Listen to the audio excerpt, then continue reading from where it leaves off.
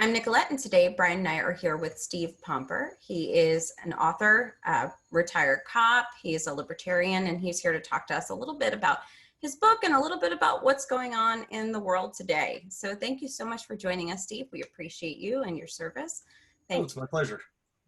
So tell us a little bit about yourself and your journey to law enforcement and then eventually writing. Yeah. Towards the end of high school, I was interested in law enforcement, but my girlfriend at the time, now she's my wife, her dad was a cop then. So I kind of had it a lot around me and thought it was interesting. But as things went, I ended up going a different route and ended up owning a landscape company. And it came one day in the late 80s when my partner decided he didn't want to do it anymore. So it left me at loose ends and thinking about law enforcement again. Got hired at Seattle University Public Safety Department. Stayed there for almost 2 years and then got hired at Seattle Police, which was interesting too, because at that time, thousands of people would take the test to become police officers. Certainly not the case today. And anyway, I got hired by Seattle and just worked a 22-year career there. And then writing. And then when did you decide to write a book? Well, actually, I started writing way back at the beginning of my career. In fact, probably before I even got into police work. And, when I get just spurred, I got to get it out of me. I got to just kind of spill it onto a page. I got to get it out of my head. And so I started writing for our union newspaper on the department and kind of did that for, well, pretty much all of my career. And then while I was doing that, I thought, I'd really like to help people understand a little bit more about police work. So the first book I wrote was called Is There a Problem, Officer? Cop's Inside Scoop on handling traffic tickets. Or avoiding traffic tickets. Because I thought I'd stopped so many people who I was ready to give them a warning, but by their behavior, they basically said, would you give me a ticket instead? Because I'm really being a jerk. And so I really deserve a ticket. I mean, it's pretty much what it was. I'm watching these people talking, and if they just mellow out and understand an officer's just a human being, and he might just be giving you, or she might just be giving you a warning, and so just take it from there, just be polite. Be responsible for your behavior. I mean, it's just an infraction. And then hopefully you'll get a ticket, or instead of getting two, you might only get one, that kind of thing. So I wrote a book that kind of explained a little bit of the inside baseball, if you will, of cop work. And hopefully, got a pretty good response. People, when they read it, go, I didn't quite think of it that way from the officer's perspective. Mm-hmm. So that's where I started writing a book. And then that company had me write a couple other books that were non-police related. And then towards the end of my career, it got to the point that I wondered how they could take the best job in the world and turn it into the worst job in the world. And one way is if you politicize it too much. And that's what they were doing. And it was getting to the point that it was so political that officers would start to depolice. And that's when that started to become a big thing. And it wasn't that officers got together and said, hey, we're going to depolice. We're not going to work anymore.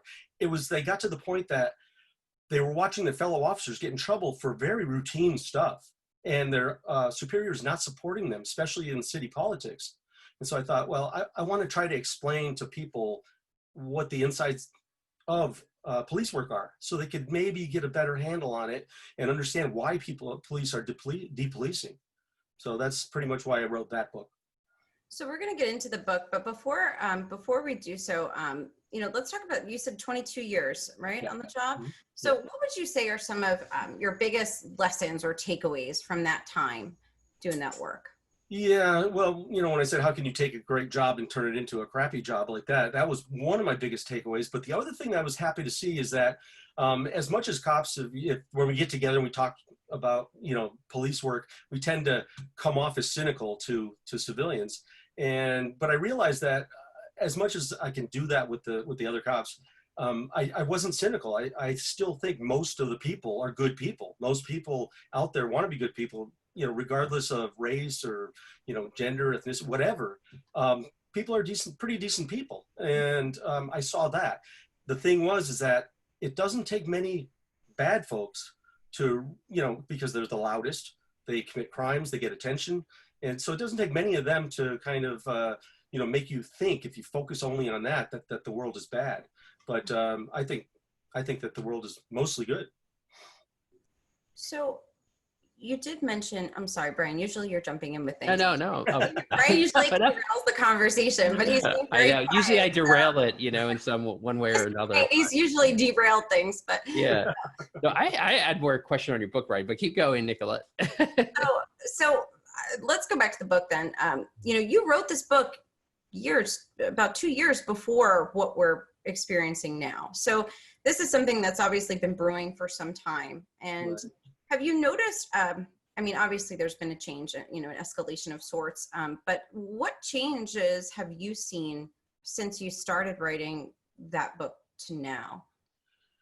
Well, what's interesting is I pretty much started writing the book in my head probably around 1999, when I started thinking about that, because that's when the WTO riots in Seattle is where I saw things really start to turn and a lot of politics getting dumped into police work. And then it was probably about 2010 is when I actually started physically writing it. So it was a long time ago, but that was a time in our department between 2010 and 2012 that the politics really infused into the department, and they were constantly having us do things that reflected race and tracking race and doing that. And cops not really interested in that, you know. They just they base their decisions on people's actions, not what they look like. In fact, when you're behind a car and you're looking for a traffic stop or whatever, you don't know what race the person is. You don't know much about the person, you know, before you stop them, especially at night. So that wasn't a huge thing with us, but it became a big thing. I'll give you one example. The city decided that when we stopped people who were driving with a suspended driver's license, regardless of anything, we were going to have to tow their car, impound their car. Well, officers wanted the discretion because sometimes you stop somebody and they're pretty cooperative and you don't want to hammer them. You know, they're not supposed to be driving without a license, and it's bad enough they're going to get a ticket, a citation, criminal citation. You don't want to take their car too. You know, you figure they'll get away to get it home. But the city council made it so that we had to do it. Not sure what their motivation was at the time. But then when that didn't go over well, especially in, you know, ethnic neighborhoods, you know, some of the more economically deprived neighborhoods, they came back, they started blaming us for doing it. They publicly went out and said, well, you know, the police are being racist and being unfair. And it's like, they told us to do it. We didn't have an option. We didn't want to do this. But it was lots of things like that that came down on officers, making us look bad when it was them making the decisions. And so that was pretty much a motivation for me that started happening at that time. And then of course, 2012 came the consent decree that they put on the Seattle Police Department. And it was like they came in with a, you know, predetermined, you know, set of facts of what they were going to go after 5 high profile incidents in which no officer, well, one officer was punished, fired. The other officers, there was nothing, and there was no criminal acts found in any of them. And yet they took that, they did their study, came up with some ridiculous number of constitutional violations we were involved in against the people. And then they placed the consent decree on us, and they would not even release their methodology of how they came with it. To this day, they've still never done that. We don't know how they came with it. A Seattle University professor, criminal justice professor, actually debunked their entire study, told them that they should apologize to Seattle and get out of town. Of course, that didn't happen. And the consent decree is still on the department today, and I've been retired 6 years. So that kind of encapsulates that. Sorry to be too long-winded. No, so it seems like this is, you said you started writing the book, you know, roughly about 10 years ago, where, so this was something that was brewing in Seattle, right? At least 10 years ago, where this was coming to the police. Oh yeah. It's been going for a long time. Just little things, you know, like for instance, police training, you know, or disguise, or political indoctrination, kind of disguised as police training. We'd go into trainings and then they give us, you know, all kinds of political opinions and historical things from one side, but never anything from the other. You know, you have like Tavis Smiley, but you wouldn't have Thomas Sowell. You know, you just get one side opinions of things, and then basically being herded into saying, you know, believing you're a racist, you know. And it was kind of getting tired because we're here to do police work. We were taught to do police work. We know how to do police work, but then suddenly politics says, you know, maybe we don't want you to do police work really. We'd rather you know, change how you think. So in hindsight, well, so we're really focused on solutions here. One of our messages, we want to educate, inspire, and solve, in whatever way and through inspiring people. So, as someone who's been out there and, what would you say, what would you look at as a solution? If we could have it any way that, instead of one side complaining about police and police complaining about this, what would be that solution, you feel, that kind of middle ground? It's a really tough one right now, because in order to have kind of a reasoned argument, you have to argue with reasonable people. And somebody who wants to, for instance, abolish the police, where's the common ground to even start with that? You can't. But you can talk to people who, let's say they want to defund, or, whatever amount, they want to just reduce the impact of police, or what are they saying now? Reimagine police. That's a little bit better than abolishing police, but it still assumes that there's something wrong with the police necessarily. And that's where I get a problem. Now, of course we can improve. We can always improve. We were improving my whole time. I mean, I'd still be doing, I would have still been writing my reports by hand, or doing it with a typewriter with a little ribbon and a ball or whatever, but instead of on a laptop or in my car. There's always improvements that can be made. And I think that's important in all aspects of policing. But just to assume, like, for instance, putting the name reform on it, reform means it needs to be fixed. There's something wrong. It's either corrupt or inept or whatever. And from being inside police work, I can only speak for Seattle. It wasn't like that. We were exemplary. I mean, we got, noticed from places all over the country. Departments were always coming to us for information. We trained officers from Germany who would come in. They're known for having good police.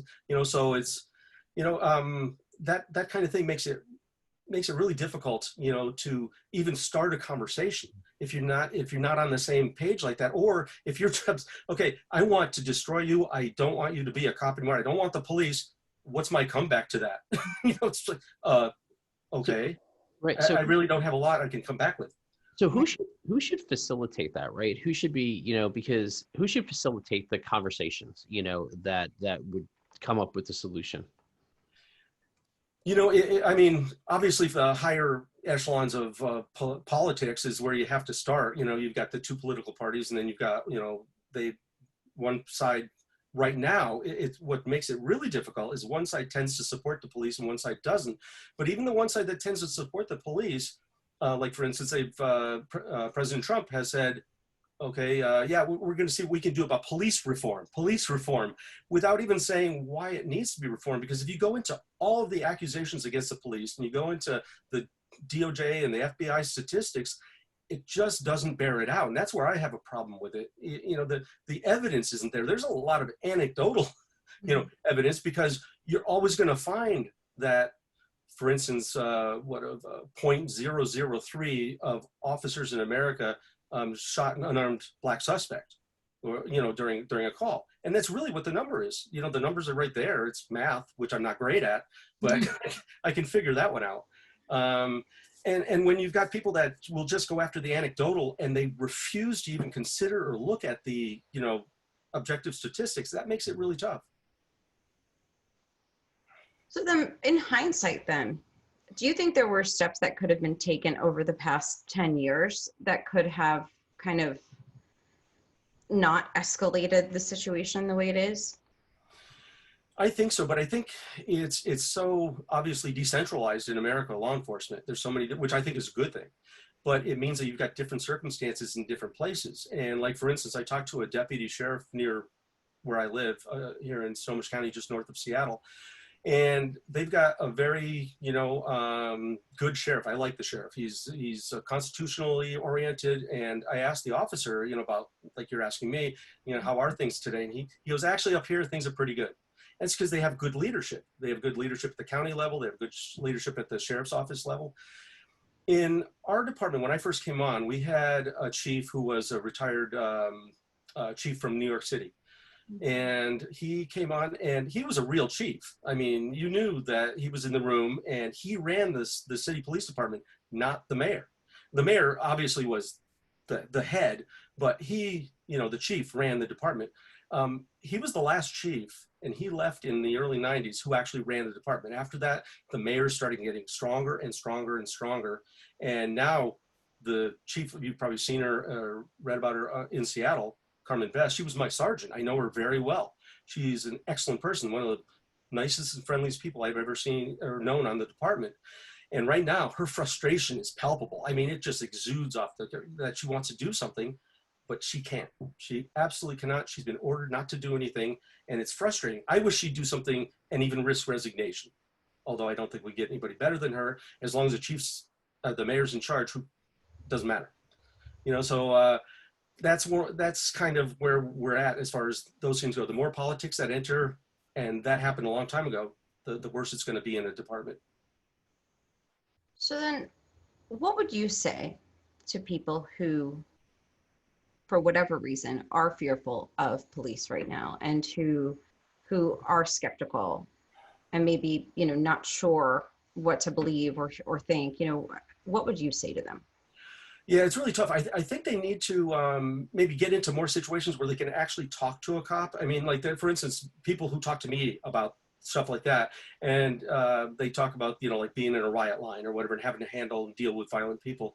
They'll say, well, you're not like that, like them. And I said, no, when you see a cop in a riot line, when you see a cop stop somebody on the freeway, that's me. It's the same thing. It's not different. It's just we're in a different circumstance. We have to be, officer safety, heightened and that kind of thing in those situations. And they need to, I think the more situations they can get into with cops on a like you and I are doing right now, talking basis, it can really help. When you get up every morning in your whole waking day, somebody or people that you respect are telling you that the police are bad, the police are after you, the police are whatever, you're going to believe it eventually. And it's not unusual. And if you're never getting anything from any other side and you're just getting that unreasonable argument, it's going to be the unusual person who doesn't feel threatened by cops or afraid of cops, and so I think, like I say, the more times they can get together with an officer and actually speak, it's tougher when they're on duty, but in an off-duty situation, I think that can help. And don't be afraid to learn the truth, that cops aren't really that bad. They're just normal people. We come from the public. So do you think more one-on-one conversations with, police officers, even in that off-duty sort of aspect with, citizens or, would help a lot? I think it does, because it gets to see you as a normal, quote unquote, normal person. That's why I know in Seattle, I remember a bunch of officers getting into, going down to communities and raking leaves or picking up trash or, doing things like that, where they get to kind of talk to them in a little bit of a more informal basis. And they get to learn that the officers are just people, and in fact, they find out they've got a lot more in common than they thought. Family members, maybe places they grew up, favorite, sports teams, whatever. They start to see them on that different basis, and they start to see them as a human being. But look what's happening right now. I mean, like, for instance, in my school district here, they just voted to get rid of school resource officers. I mean, so I'm saying, I think one of the things is to get to know cops better. And these folks on the other side are like, we don't want people to get to know cops better, because then they end up liking cops, and that's not necessarily on their agenda. So that's what makes it kind of tough. And also, you even talk about the security aspect of it. I've got a couple of grandkids that just started grammar school, and yeah, I'm a little bit worried that they're taking cops out of schools. And my daughter just finished doing her student teaching at a school, and she felt, when she went in there, she felt so much better when she saw there was a patrol car out front. Mm-hmm. And as it happened, her very first day there was a lockdown, and she was really happy the cops were there. So, but now they're every time you have a situation where you could put police and people together, they just, oh no, they want to push it away. And you really have to wonder about that, because I don't know, that seems like one of the most reasonable things is to get people together talking. It seems like they want to repel every time that there's an opportunity for that.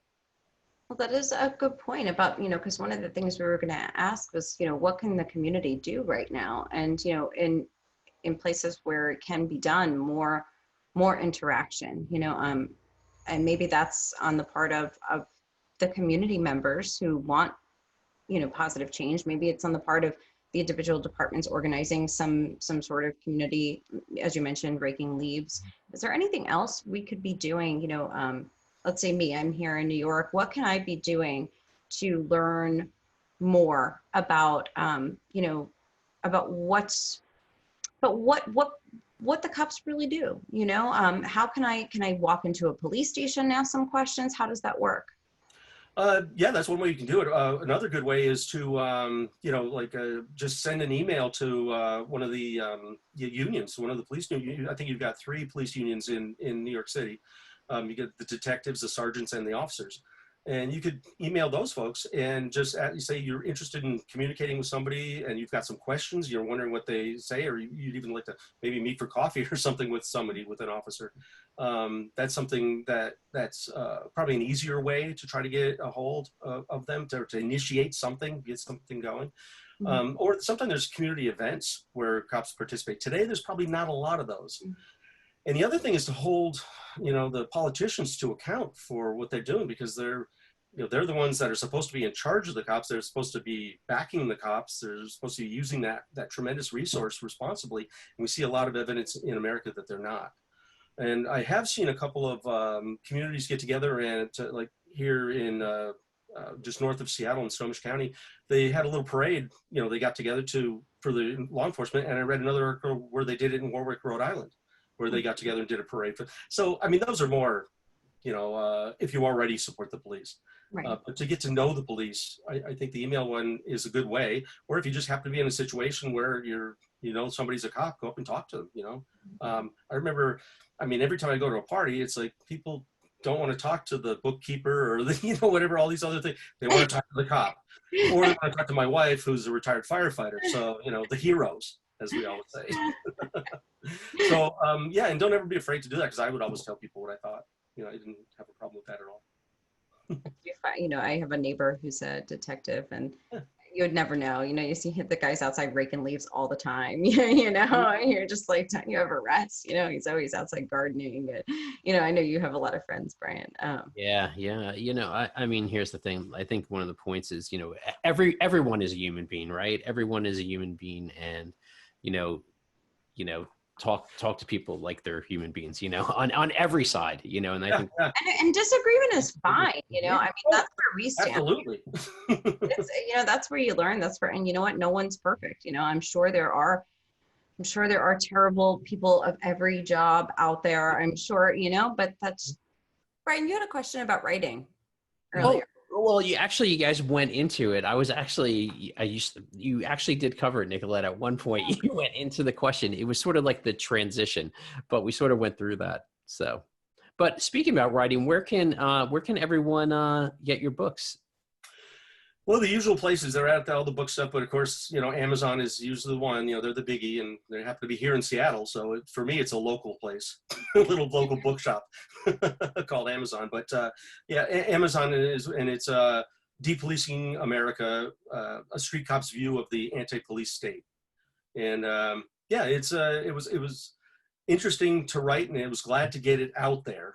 You know, and I think it does, teach people a little bit more about, you know, what it's like to be on this side of the badge, you know, so that you can understand how you can behave on that side of the badge and stay safe.